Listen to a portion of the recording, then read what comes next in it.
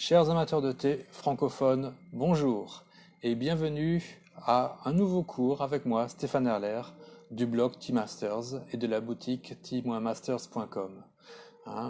Comme chaque samedi, nous nous retrouvons devant un petit chashi et moi avec un petit thé que je vais préparer pendant ce petit cours. Et aujourd'hui, on va pas faire un cours très technique, très détaillé. En fait, je prends un petit peu de hauteur pour évoquer un petit peu ma philosophie du thé et montrer que le thé, ça ne se résume pas qu'au gongfu cha ou bien au chashi, mais vraiment le thé, ça peut être un compagnon de tous les jours et un compagnon très sympa, un bienfaiteur qui peut vous apporter plein de choses différentes dans des circonstances très différentes. Et donc j'ai envie d'un petit peu de vous dire en quoi le thé peut devenir un partenaire pour vous dans toute la journée. Et en seconde partie, j'ai aussi envie de vous annoncer mes nouveautés, notamment en ce qui concerne l'été que je donne gratuitement avec les commandes que vous passez sur mon site. Et j'ai fait quelques petits changements qui devraient vous intéresser. À commencer par le thé que je vais préparer pendant ce cours. C'est la Shaninshi, mon top Rong Shui de Shaninshi du printemps 2019. Et celui-ci maintenant, ce thé va être offert pour toute commande de plus de 200 $. C'est un thé un peu plus onéreux, thé de haute montagne et torréfié. Donc il combine les deux caractéristiques les plus recherchées à Taïwan. Un, la haute montagne, et deux, une torréfaction très harmonieuse et en bon équilibre. Et donc celui-là, j'ai maintenant le plaisir de vous l'offrir pour toute commande de plus de 200 $. Il sent très bon.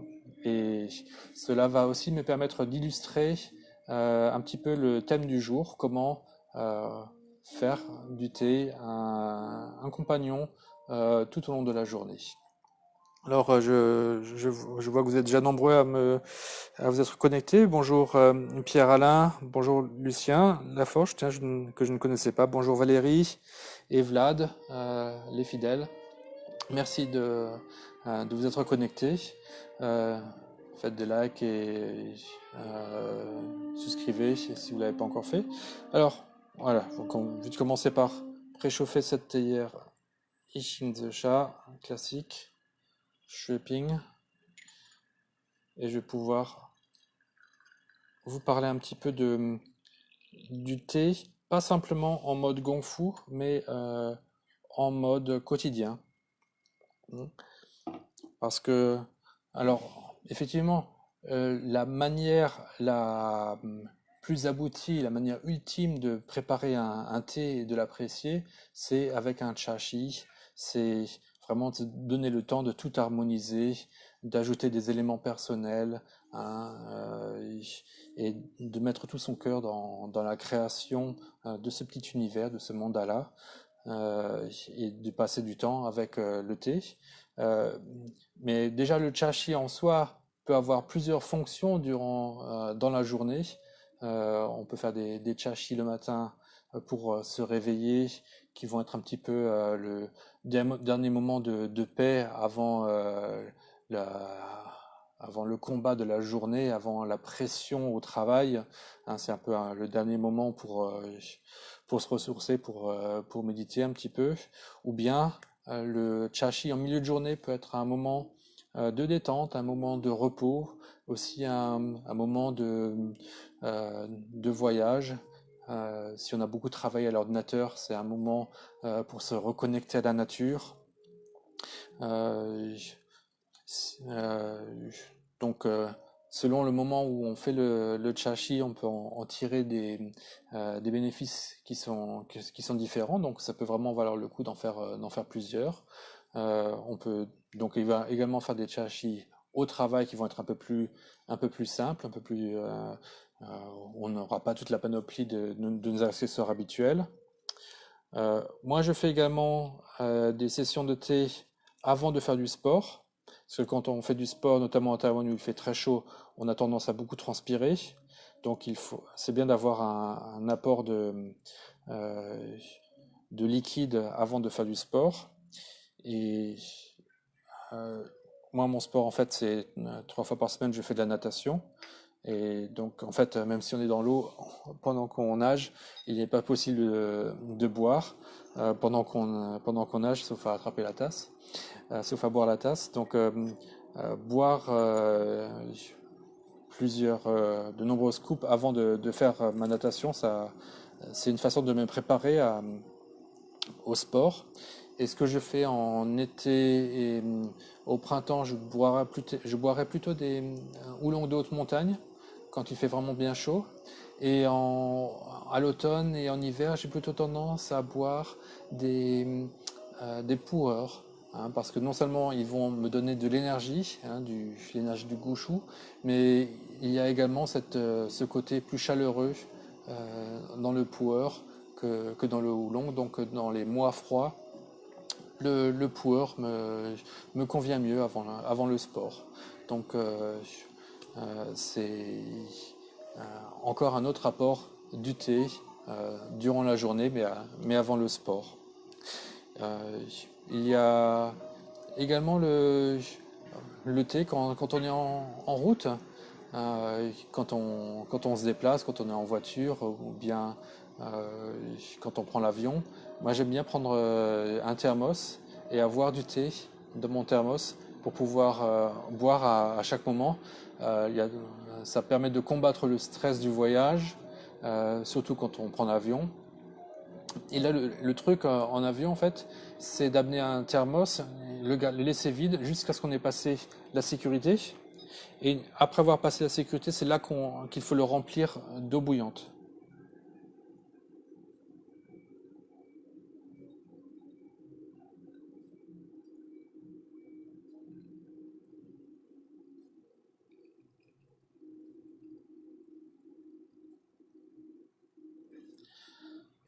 Vu qu'on n'a pas le droit d'avoir de l'eau pour passer la sécurité. Alors à Taïwan, c'est pas un problème. On trouve des fontaines d'eau bouillante dans les aéroports.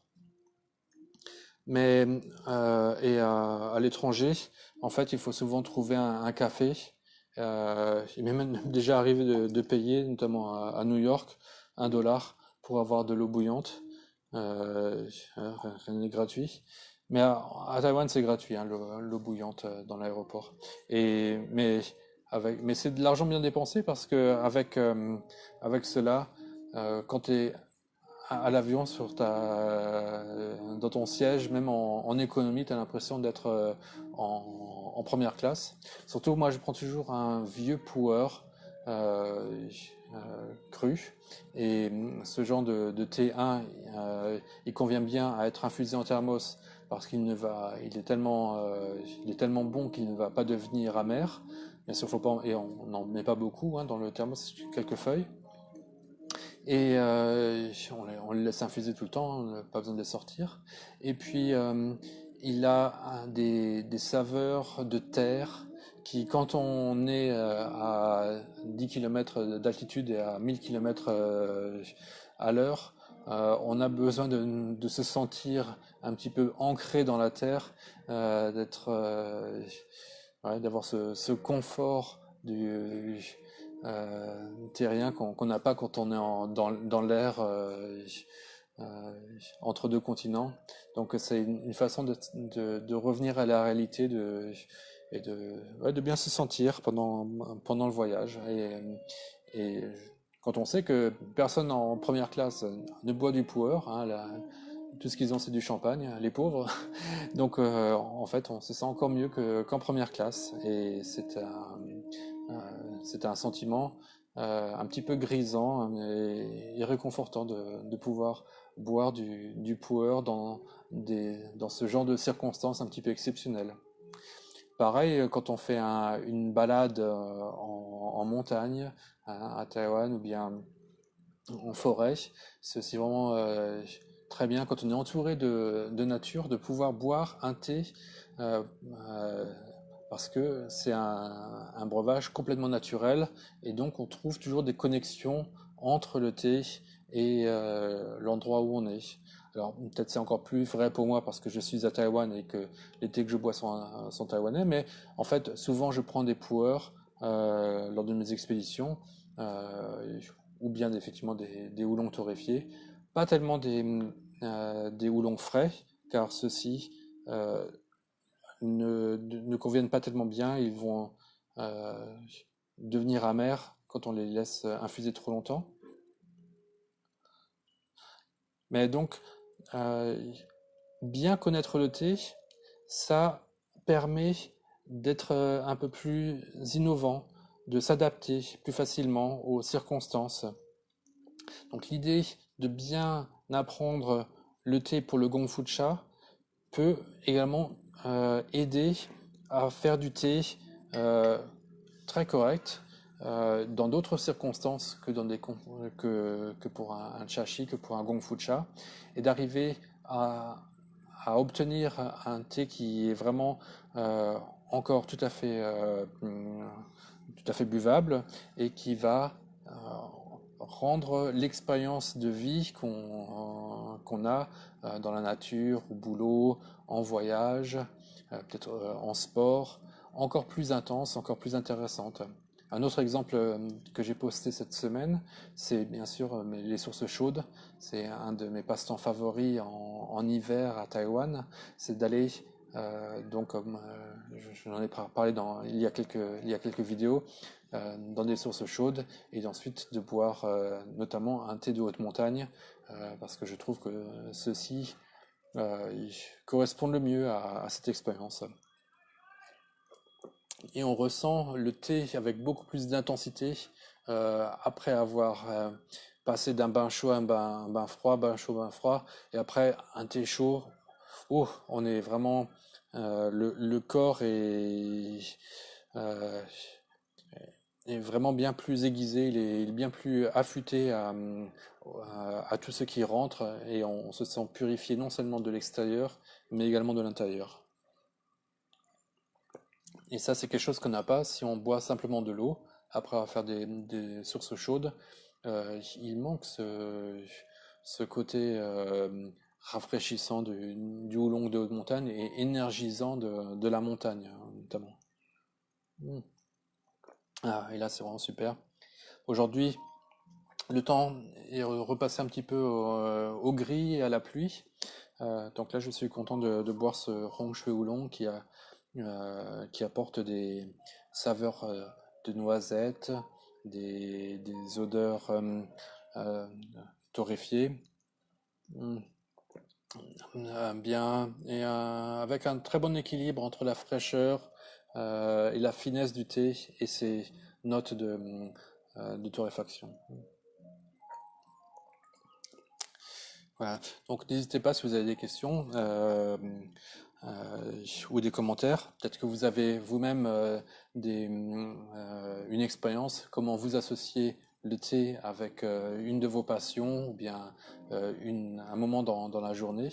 Je voulais encore parler d'au moins deux autres manières de faire que le thé nous accompagne durant la journée. L'un, c'est aussi pour l'inspiration créative. J'ai de nombreux amis buveurs de thé qui créent après avoir bu du thé. Hein, je sais par exemple, Vlad est un très bon exemple. Il a fait plusieurs dessins sur le mode du thé. Je te remercie encore. Vous pouvez aller voir sur son Instagram. Très beaux dessins. Il y a également la musique que je passe derrière moi, c'est de Oded Tsour, un musicien jazz d'Israël qui habite à New York et qui adore les houlongs de haute montagne. Et donc je sais qu'il boit son houlong avant de prendre son saxophone et de faire sa musique. Donc c'est aussi une manière de sentir le thé à travers sa musique. Et pour lui, c'est une manière d'être inspiré, d'avoir la force du thé en lui quand il exprime ce qu'il a sur le cœur à travers son instrument. Il y a également d'autres artistes dessinateurs, hein, mon amie canadienne Elisabeth, qui fait de très jolis dessins. Là, c'est une forêt en hiver. Euh, un autre ami strasbourgeois, lui, que vous connaissez très certainement, Nico San, hein, qui avait eu la gentillesse de m'envoyer ce dessin d'une femme en train de sentir le thé sous un gaiwan, sous le couvercle d'un gaiwan. Donc aussi un clin d'œil à lui. Donc vous êtes, je sais, de très nombreux amateurs de thé qui trouvaient de l'inspiration, soit pour le sujet comme Nico-san pour le thé, ou bien Vlad, ou bien qui simplement buvaient du thé avant de créer, avant de faire votre art. Et c'est bien sûr aussi le cas un petit peu pour moi quand je prends mes photos de thé que je porte, que je mets sur mon blog. Ça a toujours lieu au moment où je bois le thé. Et donc là, c'est des moments où je suis tellement heureux, tellement content que j'ai envie de faire partager ces moments, cette beauté que je vois en face de moi et que j'ai dans ma coupe et ensuite dans ma bouche, que je prends mon appareil pour faire ces clichés. Et je vous remercie notamment de suivre sur mon compte Instagram les photos que j'ai pu prendre. Superbe. Donc, le thé peut être euh, quelque chose qui nous rend qui nous fait vivre de manière plus intense, qui nous inspire. Et il y a encore une manière à laquelle je suis, encore une manière pour rendre le thé un partenaire quotidien, c'est de faire du tea pairing. Hein, c'est la formation que j'ai suivie l'an dernier avec T. Parker, où j'ai reçu ce diplôme de tea pairing, de tea sommelier en fait. Et il s'agit de faire un bon accompagnement entre le thé et les plats qu'on mange. Et comme on mange 3 fois par jour, ben, ça nous donne 3 fois l'occasion de boire du thé pendant qu'on mange. Bonjour Véronique. Et donc c'est une autre manière euh, d'utiliser la force du thé, les saveurs du thé pour améliorer l'expérience de nos repas et de trouver des thés qui vont correspondre à ce qu'on mange. Et de manière à ce que le plaisir soit pas juste oh ça ce que je mange c'est bon et ce que je bois c'est bon, mais l'idée vraiment c'est d'arriver à trouver des combinaisons qui permettent aux deux d'interagir et on se dit ah ça c'est pas mal, mais avec le thé oh je découvre des choses nouvelles, hein, ça crée des saveurs qui sont encore meilleures euh, grâce au thé que je n'aurais pas remarqué sans le thé. Et pareil pour le thé, si j'avais bu juste le thé comme ça, sans manger ça, il aurait également, en fait, il y a quelque chose en plus qui s'est créé, quoi. Donc là, il y a vraiment beaucoup de possibilités d'exploration, beaucoup de possibilités d'expérience pour avoir du plaisir en plus. Parfois, ça peut aider aussi à ouvrir l'appétit avant un repas, le thé, ou bien ça peut permettre de mieux digérer un repas qui était un petit peu lourd, de boire du thé en fin de repas, ou bien au milieu du repas de trouver effectivement des notes complémentaires entre le thé et les plats qu'on mange. Alors je vais me refaire tout de suite une seconde infusion de ce Top Rong Shui de Shaninshi.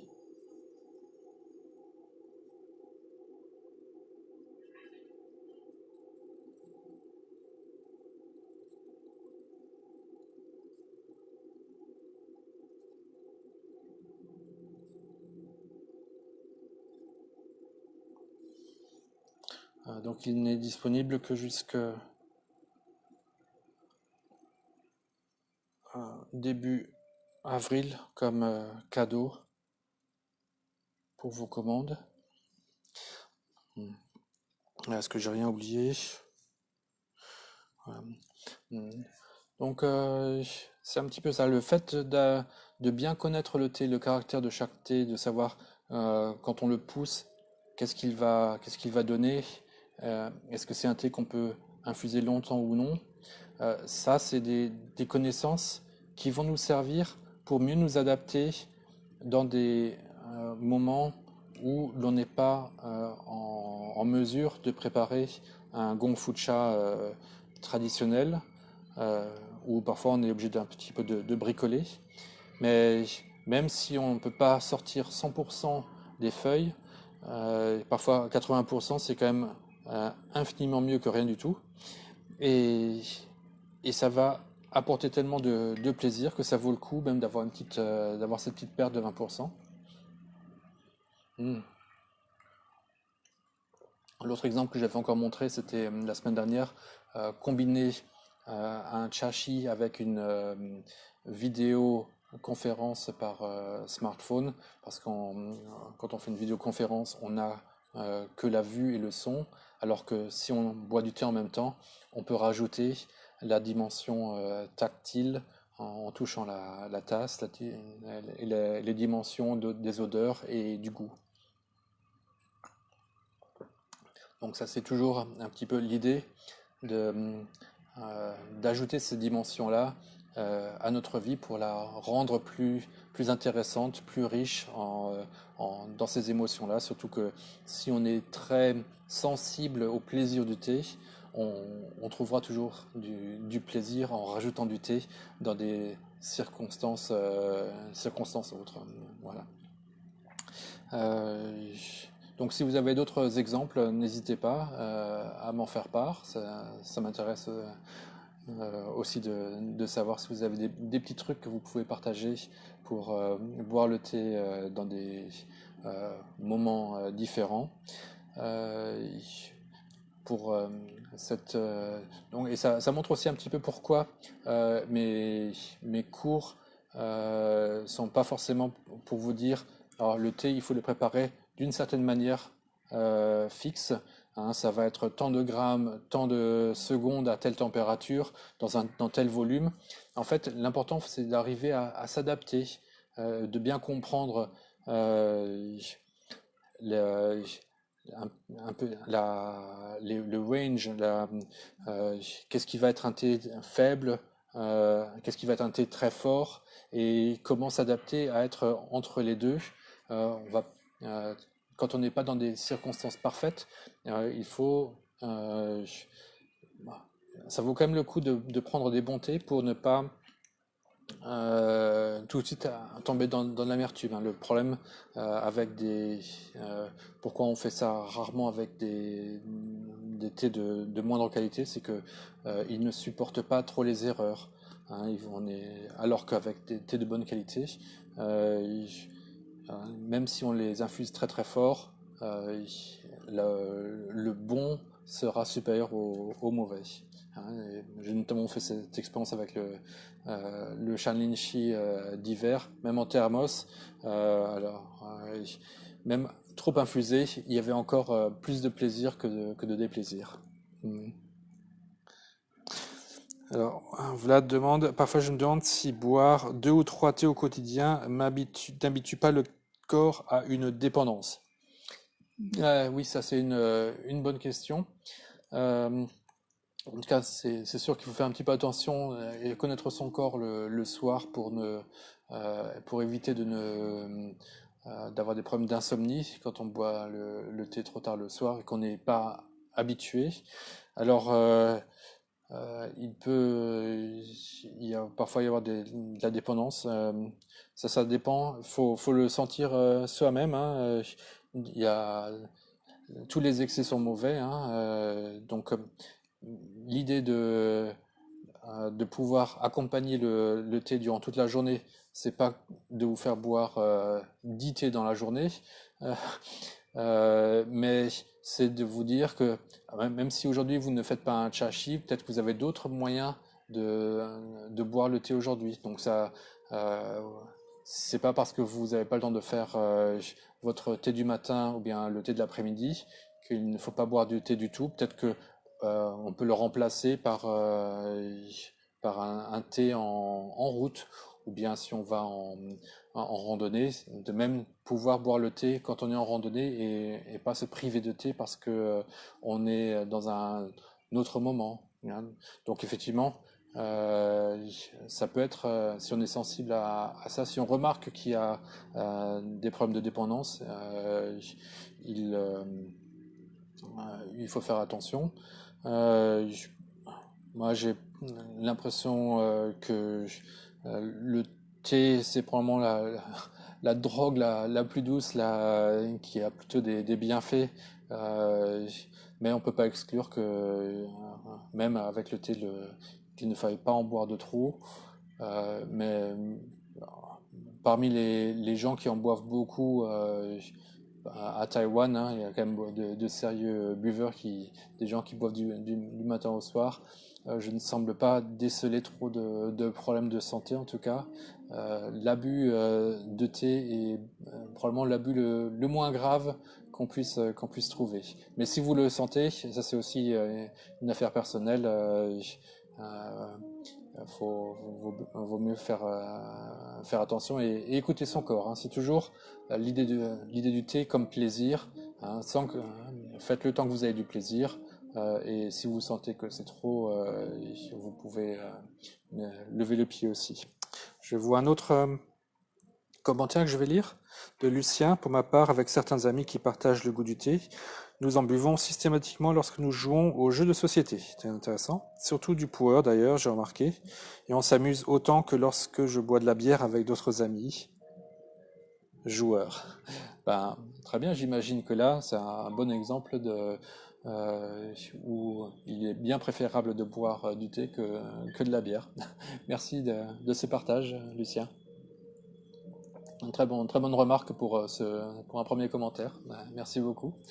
Euh, voilà, donc je vais clore un petit peu ce chapitre. Je vais vous laisser un petit peu mijoter et réfléchir à cela par vous-même. Je vais maintenant annoncer un petit peu une nouveauté pour ce mois-ci. Et peut-être aussi pour des gens qui connaissent un petit peu, qui ne me connaissent pas encore aussi bien, les avantages des commandes sur le site T-Masters. Je fais rarement la promotion, donc là, avec le changement de thé que j'offre, je me suis dit on va un petit peu développer ça. Donc déjà quand vous passez une commande à partir de 60 $ maintenant, vous recevez un échantillon de 25 grammes de Jinshuan Baozong. Quand vous passez une commande de plus de 120 $, maintenant j'ai rajouté ce seuil, vous recevez à la place du Jinshuan Dalishan. Et quand la commande dépasse les 200 $, vous recevez un échantillon de ce Hongshui Oolong de Shanlinshi de 2019.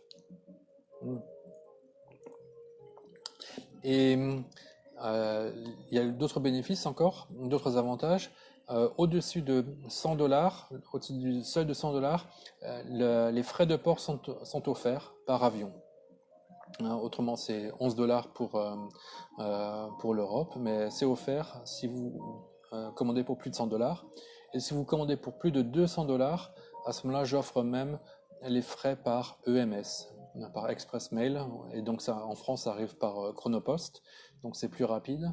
Euh, et ça, c'est 200 $. Donc, plus de 200 $, vous avez et le Hongshui Oolong et les frais EMS offerts.